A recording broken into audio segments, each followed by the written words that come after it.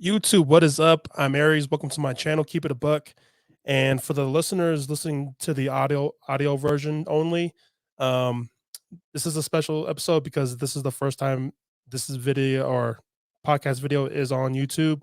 So this is a big deal for the podcast and the Keep It a Buck podcast in general. So definitely excited. If you guys are just fans of the audio version, the Keep It a Buck podcast is on Spotify, Anchor, and Apple Podcast.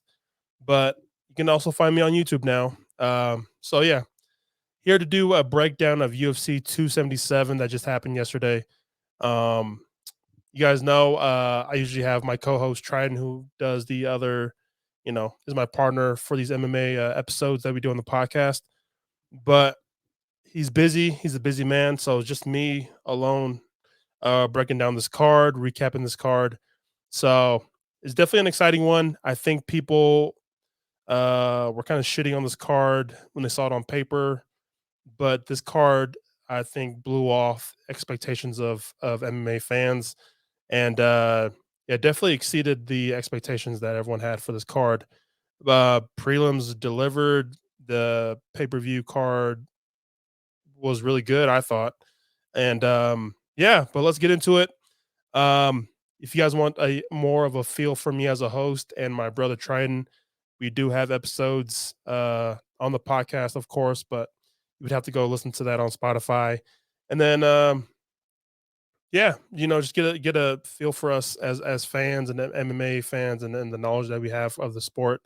Me and my brother Triton have been watching this sport for, I mean, 12, 13 years, maybe more. So we definitely have been fans, and we decided to start a podcast about a year and a half ago, and it's been doing good. But I think it was time to take that step and put it on YouTube, get video out, and this is the first one, and I'm just so happy that we are finally on YouTube with the podcast and with the MMA episode. So let's get into it. We got an exciting pay per view event to break down that just happened yesterday. UFC 277, Juliana Pena versus Amanda Nunes 2. Um, man, I think no one expected this fight to go 5 rounds.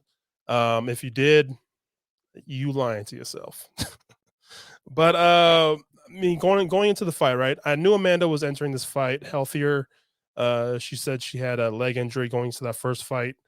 Wasn't 100%. So I don't know how much stock I put into that excuse, if you want to call it an excuse, or like whatever. But of course she was on that revenge tour, getting her belt back in this rematch fight.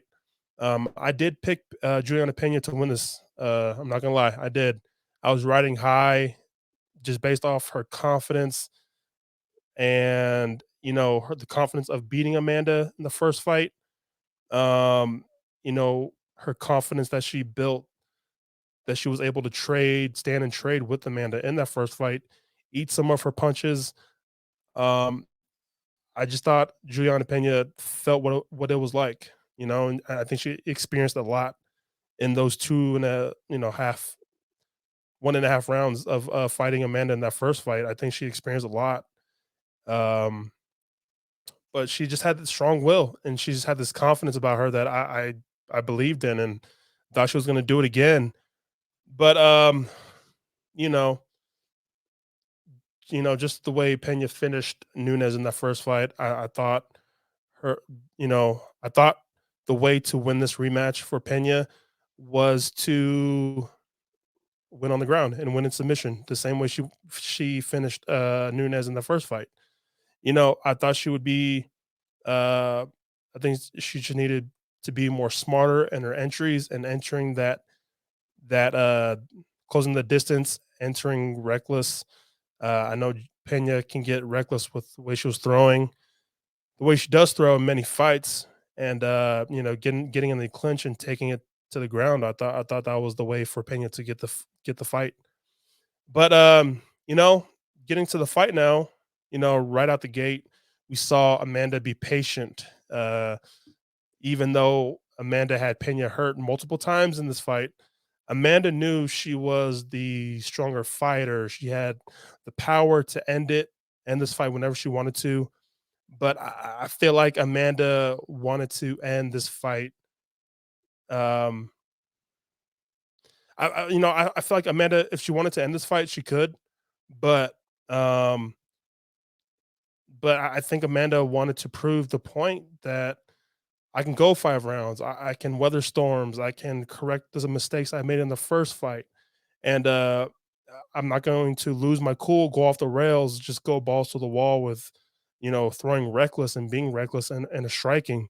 Amanda was much stronger in every aspect of this fight. But Pena almost caught Amanda in an armbar. It was a really, really tight armbar. It gave me flashbacks of the John Jones and Vitor Belfort uh, main event fight at UFC 152.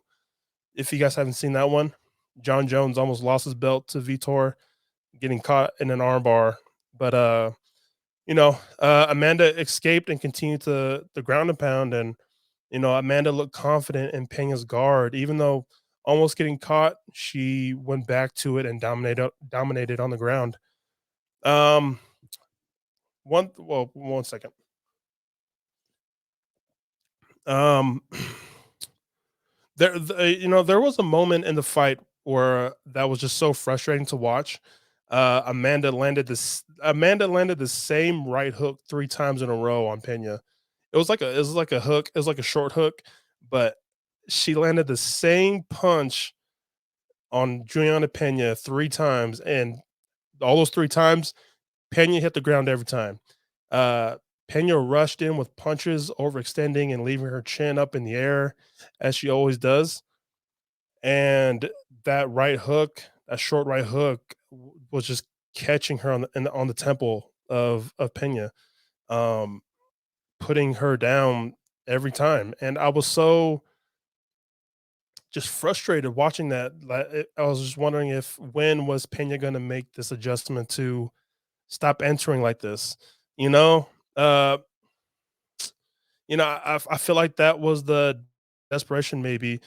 Pena kept on overextending on her punches and was a bit reckless with her entries. I know that she worked many times in her career. I know that that fight style has worked a lot in her career, but if you have to know that Amanda was coming in this fight better and more prepared, I was just wondering why would you keep going back to this, uh, reckless, almost like um, striking, if you want to say, for Pena. Pena was landing her straight punches as well. She landed some solid shots on Amanda. As you could tell, Amanda was wearing some bruises on her face. Um, but she did really good countering at times, but when she pushed forward, it became like a bad habit for her, overextending, leaving her chin up in the air, and it made it easy for Amanda to come almost, lean back and just do some countering of her own. So it was a frustrating night to watch. You know, Pena was doing good if she was just more patient and maybe feinted more to make Amanda come and uh, maybe making Amanda come more forward, and then she be the more counter striker and land her straight punches. But Amanda looked great, even though she ate shots. She fought through some adversity. She overcame a lot and reclaimed her bantamweight title. And again, becoming a double champ and never been done before. So it's another achievement for Amanda Nunes. So what's next for these two fighters? Um, you can definitely run this one back for the trilogy fight. I think a lot of people are saying that, and that's probably the favorable thing to do. But just thinking about it, I am not a fan of that idea of the trilogy fight with Amanda Nunes and Juliana Pena. Uh, I get it; they're 1-1, but Amanda has looked dominant in both fights until the time she got, uncharacteristic, uncharacteristic. She wasn't looking the same. Sorry, I just can't get that word out.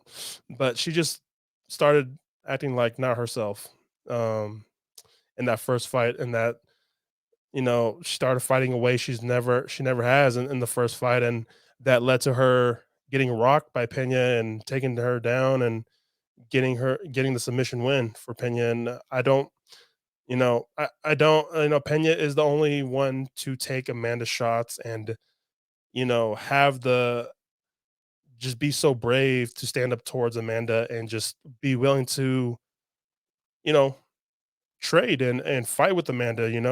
A lot of Amanda's opponents usually crumble after the first time being touched by Amanda Nunes in any fight. So it's definitely good to see someone stand up and fight back, right, against Amanda Nunes. But um, Amanda Amanda has another trilogy fight that she can settle. And this is one that I love and a fight that I want next for Amanda Nunes.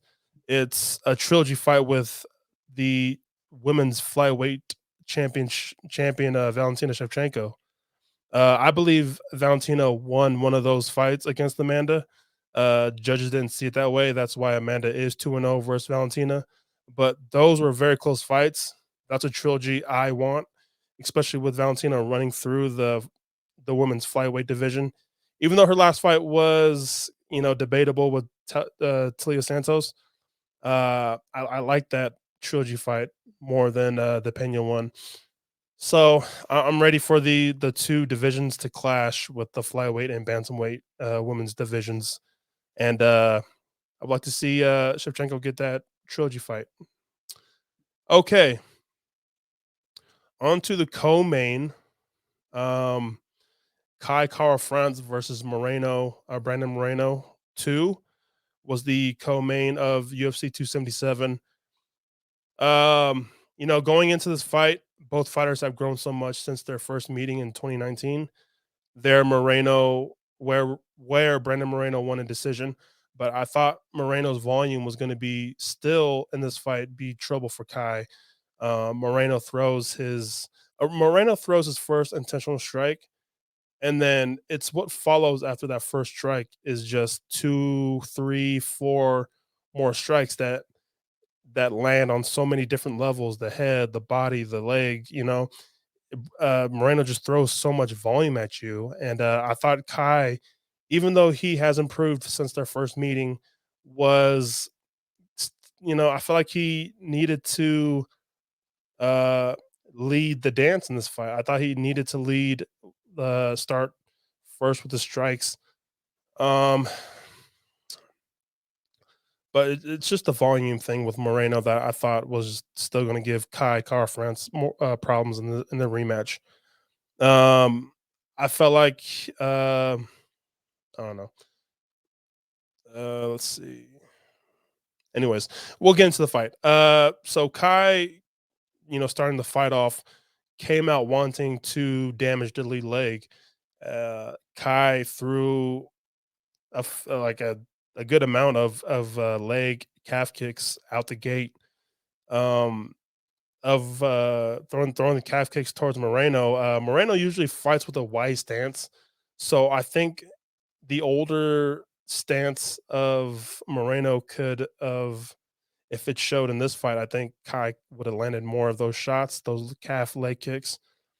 But I think with the camp change of, or not camp, but maybe camp and coach change of Moreno, teaming up with Kraus, maybe help Moreno's stance. I mean, help Moreno's with the stance, and you could tell that Moreno's stance wasn't so wide. He shortened it up a bit, and it made it easier for Moreno to pull his lead leg back and defend a lot of those calf kicks. But Moreno made it hard for Kai to find his rhythm and get off any solid punches. Kai landed punches, but his base was off. It was a bit off balance, trying to find Moreno's chin. But Moreno's so just well, he just flows well defensively, moving his head. He's always moving. So it is really hard to get a gauge on where Moreno is a lot of times. Um, that was rounds 1 and 2, but actually in the third round, I actually had Kai winning the round before Moreno finished him off. Kai was really having a strong round, landing hard, significant punches, but Moreno really extended and launched himself for that body kick that landed to Kai's liver and did damage and put Kai down for the to finish the fight. And Moreno gets the win, the TKO win in the third round. Um, just an impressive win for Moreno. And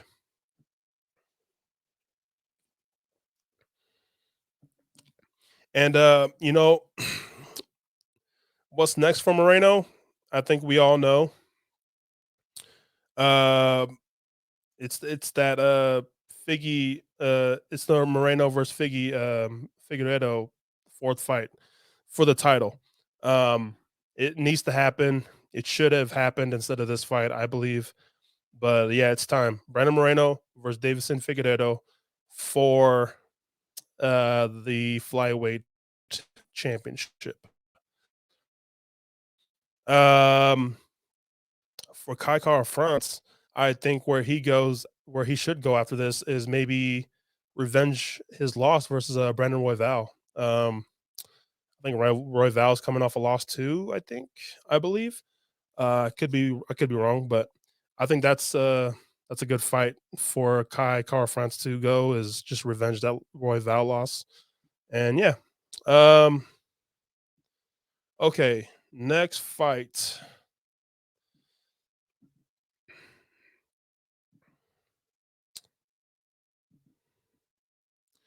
We got the Houston native and Derek Lewis versus Sergey Pavlovich. Um man, this was a tough loss for Houston's own Derek Lewis. This is Derek Lewis's third loss in Houston. First it was Gone, then it was Taito Ivasa, and now it's Sergey Pavlovich. Um, I thought this was a favorable matchup for Derek Lewis. Even though he was the underdog, I wasn't that high on Pavlovich. But if Lewis wanted to show off his wrestling or any type of wrestling that people may think he has, I think if Derek Lewis wanted to showcase his wrestling to the MMA world, this was the fight to do it. Just to test the takedown defense of Pavlovich. I don't know how strong it is or how good it is, but I think this was the fight to kind of test the waters of that. But I knew Derek Lewis was at a big disadvantage in the reach. Um, so either way, Lewis had to close distance.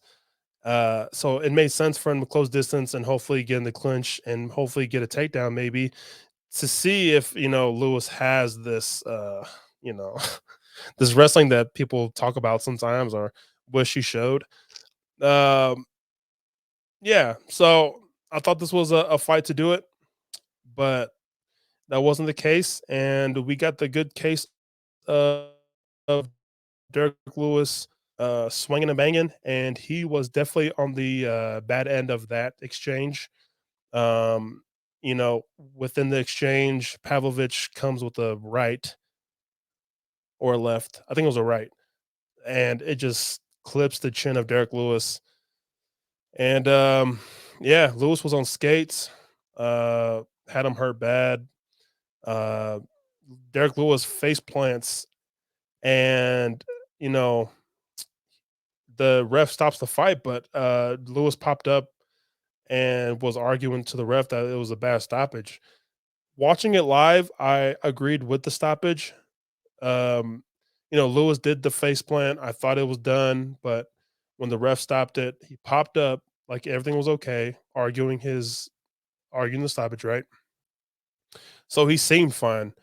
I mean, he still wobbled, but he seemed enough at conscience to. you know, argue with the ref, of course. But in the replay, Pavlovich didn't land the as many punches as I thought he did. So Lewis could have been okay. But I get it. It's live, a lot is going on, and the ref thought it was over. So the ref called it. So I'm not mad at the stoppage, even though watching the replay I didn't agree, but it is what it is.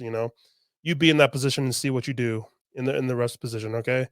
Like, not everyone's Herb Dean, not everyone's gonna let the fighters just take unnecessary punishment if, it looks like it's done. So anyways, what's next for Sergey Pavlovich coming off this impressive win, the best win of his career so far? I love the matchup with Volkov. I think Volkov is a great test to really see if your skills are ready for the top echelon of the heavyweight division. Both fighters have long reach. They're big heavyweights. So I mean, I think it's a good fight. It will definitely prove a lot of the MMA fans a lot if Pavlovich can get through Alexander Volkov. Um, for Derek Lewis, I think this fight makes sense for Derek Lewis. I do like a fight with Jairzinho Rosenstrike. Both coming off losing streaks, it will show who still has the hunger to compete at the top of the to compete at the top of the division, and the loser, you know, we'll see if they possibly are on their way out of the rankings of the division, or see who's going to make their way out of the top 10 of this division. So um, I like the matchup for Derek Lewis against Rosenstrike. So I think it works both ways for Jarzinho and Derek Lewis to fight. So that's what I'm looking forward to. Um, let's move on to the next fight. We got Pantoja versus Alex Perez. This was my pick for the fight of the night before the card started. Um, going into this fight, this was a tough fight for Perez to come back to, coming off 2-year layoff. So I was excited to see if we were going to see a new Perez, to see what he looked like after 2 years off, and see if he learned anything new or new tricks, anything in his arsenal that he might have added. But yeah, to come back though from a 2-year layoff against one of the top dogs in the flyweight division, and Alexandre Pantoja, just he has beaten the two fighters in the co-main event with Moreno and Kai Kara France. And with Pantoja getting older, he really needs to and really surge for that title shot now. So he needed to pull off a dominant performance in this fight to really show that he's ready for that title fight, and he did just that. Um, Pantoja starting off this fight. Okay, before we get into the fight, I want to get into the walkouts, because this might have been the best two walkout songs that I've ever heard back to back. Um, coming to this fight. So Alex Perez comes out first to Notorious B.I.G. Juicy, and Alexandre Pantoja comes out to Many Men by 50 Cent. I mean, come on. That might be one of the two, like, back to back walkout songs, probably the best back to back walkout songs I ever heard in my life. So, anyways, let's get back to the fight. And Pantoja freaking literally walked through Perez, literally. Pantoja walked forward, getting punched, landed his own punches, but Pantoja closed distance that way, eating punches, giving punches off. But Pantoja closed distance, very reckless, and got a hold of Perez. Perez tries to scramble, but in that scramble, he gives Pantoja his back, and Pantoja was all over it. Um, Gets the back of Perez, gets the body lock, and once that happens, I knew this fight was over for Alex Perez. A fun stat. So Pantoja gets the body lock, and he gets the back of Perez and really cranks on the neck and the chin of Perez and gets the standing rear naked choke in the first round. And this was all like a minute and a half of the fight. So um, this was the way I saw Pantoja winning this fight by submission, but I didn't know it was going to happen this soon in the round one. But this is the stat I wanted to say in Perez's career, in Alex Perez's career, in his 7 losses, he has been submitted 5 times. And I think it's more of in the UFC, it's just more of those those little mistakes that he makes in the scrambles, getting caught, maybe leaving too much of his neck exposed, and yeah, it's just one of those cases, man. He got caught up trying to scramble, trying to turn out of a scramble, and but when you have someone who is just as skilled in BJJ like a Pantoja, it's very hard to slip up, like not make those little mistakes for a master class of uh, Brazilian jiu-jitsu like Pantoja displays, so just a very beautiful performance from Pantoja to get this kind of win on the main card of UFC 277. So people definitely tuned in and watched this fight, and they know who Pantoja is now. I feel like Pantoja doesn't isn't really in the eye of the fans much, or he's very kind of forgotten because he doesn't talk a lot, or he's really under the rug. But he has the wins, he has the resume to show off, and I think he just needed to get in front of a crowd like this, and perform like the way he did, and just get the win like he did.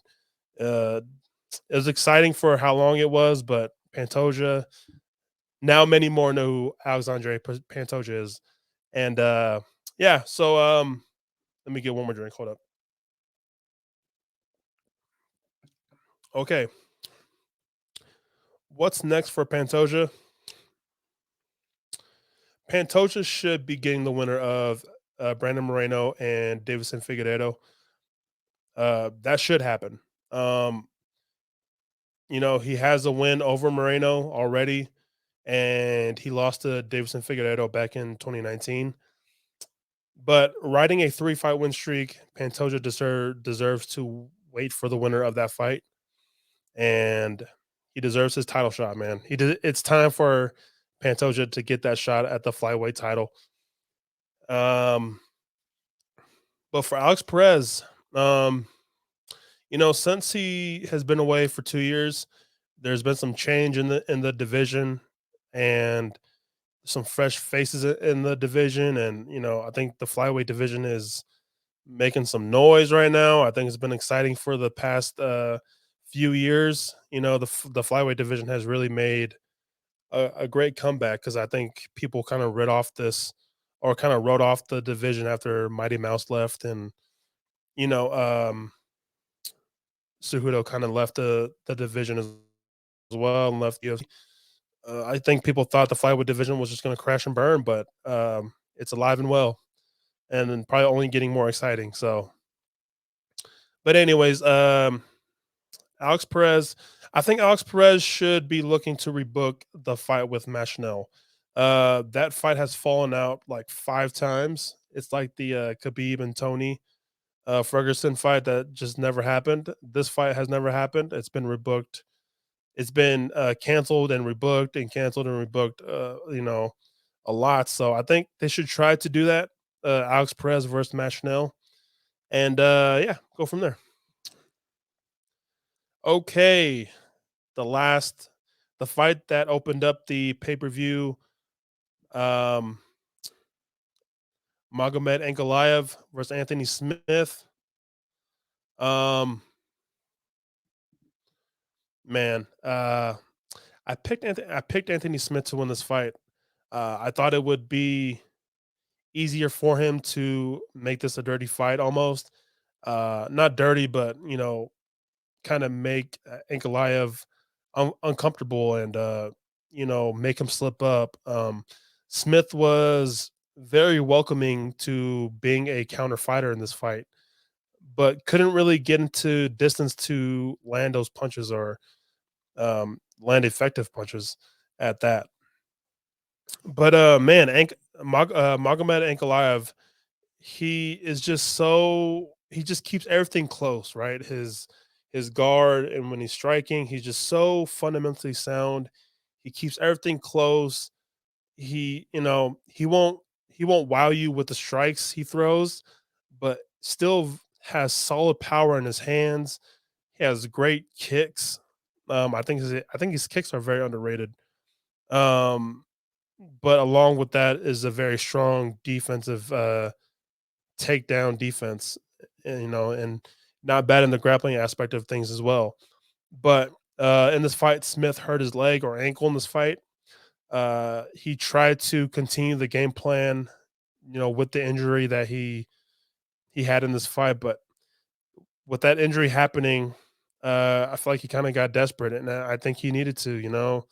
You lose a leg or you lose an ankle, you lose the mobility to do things, and uh, he's just desperate for a takedown. And Clive did a great job defending and getting out of Smith as a butterfly guard, and ground and pounded his way to victory.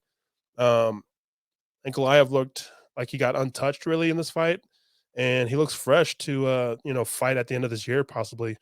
Um, but what's next for Ankalaev is definitely you know he's definitely in the light heavyweight title talks now.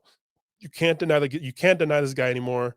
But I feel like the UFC will feed Ankalaev one more fight before fighting for the belt. I know Yuri got on social media and wants to give Glover his rematch, but if that happens, I think this will set up Jan Blachowicz versus Magomed Ankalaev, and yeah, that will determine the number one tender for the light heavyweight division. Um, Anthony Smith. I think Anthony Smith. After the recovery, maybe if things line up recovery wise and the return up, okay, if things line up for the timing of Anthony Smith's recovery, and if this fighter that I have in mind for Anthony Smith's next fight, if these things line up with the fighter's return and Anthony Smith's recovery time, I think a Dominic Reyes fight for Anthony Smith is a good one. Um, it's a I think it's a good test for Dominic Reyes, who's been out of the sport for a little bit now, to get his feet wet in the division. I think it's a good placement test for Anthony Smith, skill wise and career wise, to see where he's at. Uh, I know I love Anthony Smith at you being a UFC analyst. I think he does great work on the the UFC desk, but he is getting older. Maybe a few more fights and maybe one more run at the belt before calling it a career and focusing on becoming a full-time analyst for the UFC should be the route that Anthony Smith goes from here. So that is the main card breakdown for UFC 277. Um I think I'm going to do the prelims as well. I'm just going to run through these prelims real quick. Uh, shout out some notable wins, some performances, some fights. Alex Morono, hold on.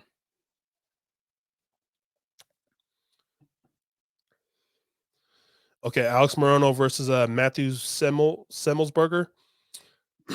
Alex Morono had to fight through some adversity in this one, but I think Semmelsberger had a trouble finding the range in this fight.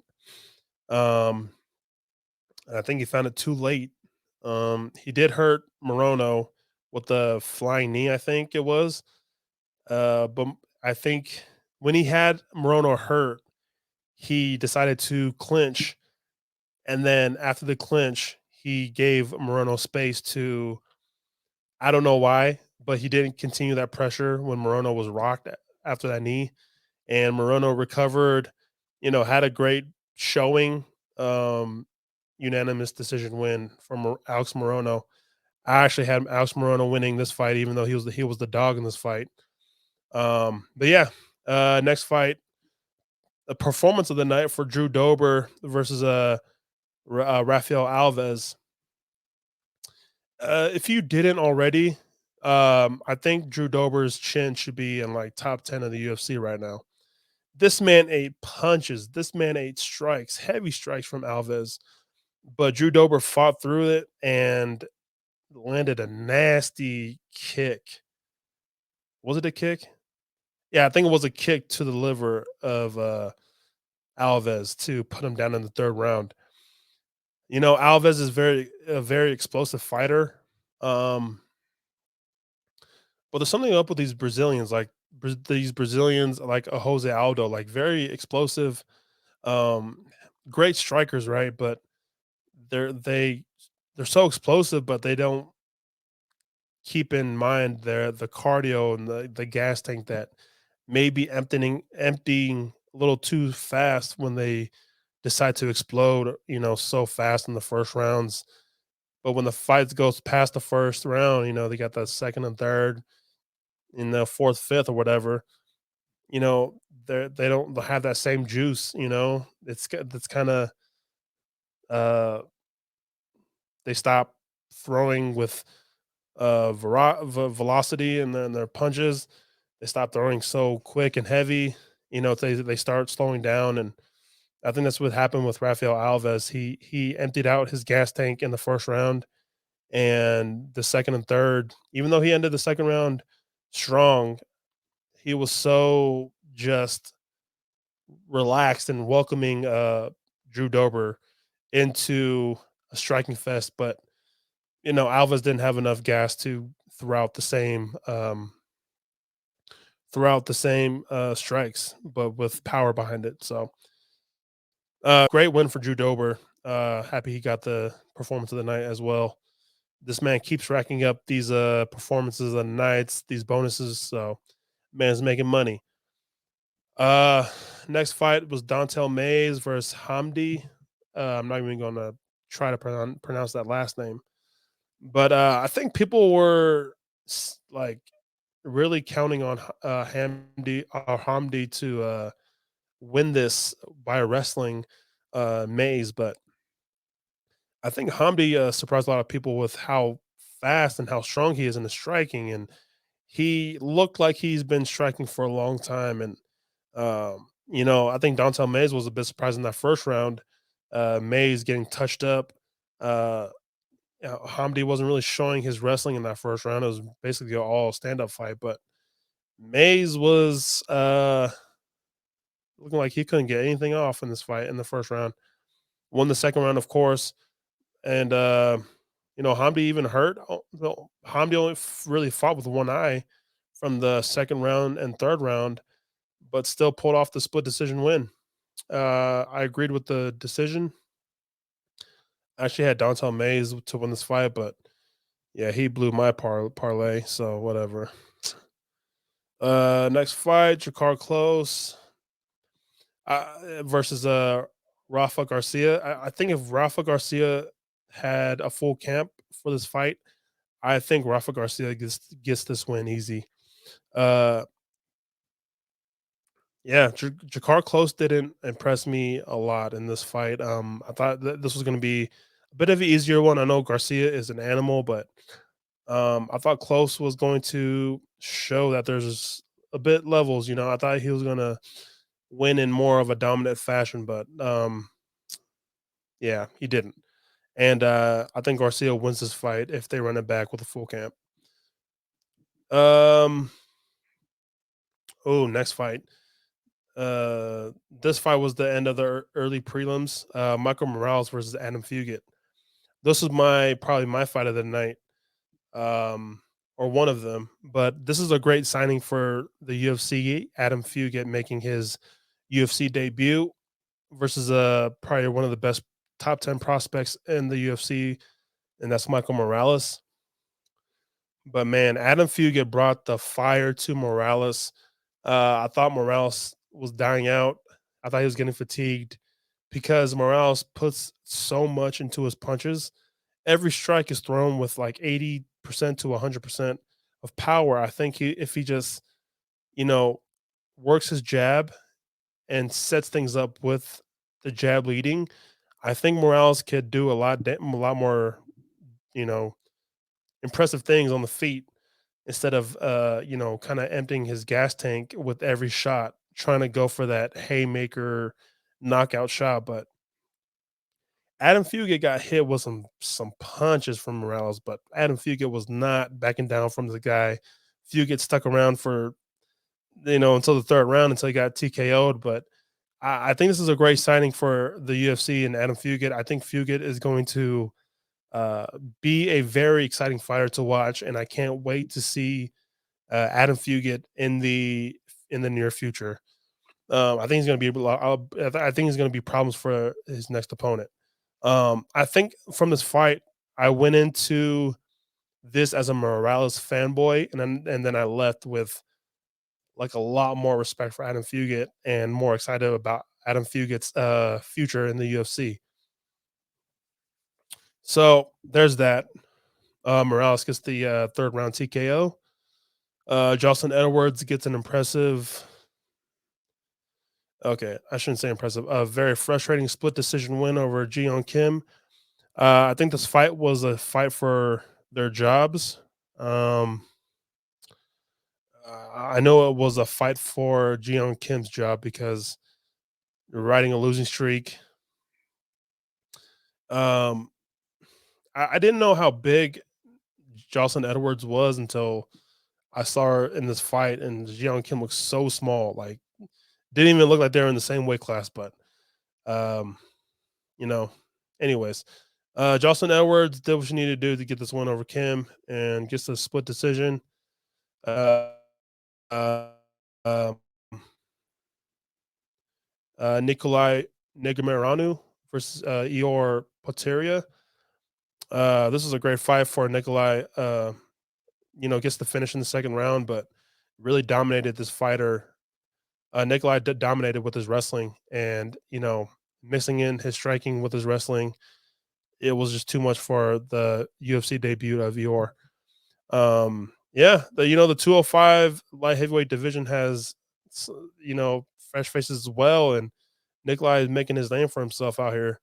Hopefully, he gets put on higher in the prelims so people can get um, you know more noticeable with it with Nikolai Negumereanu. So, and Blood Diamond drops another fight to Oren Kosi.